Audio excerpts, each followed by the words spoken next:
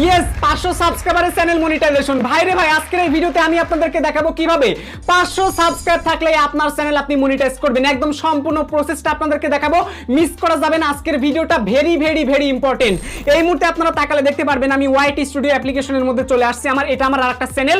এইখানে তাকালে দেখতে পারবেন যে মিনিমাম রিকোয়ারমেন্ট হচ্ছে 500 সাবস্ক্রাইব এবং 3টা ভিডিও চ্যানেলে আপলোড থাকা লাগবে। এরপরে তাকান নিচে আসবেন, নিচে আসলে দেখতে পারবেন মিনিমাম 3000 ঘন্টা ওয়াচ টাইম অথবা 3 মিলিয়ন ভিউ, লাগবে না 10 মিলিয়ন ভিউ।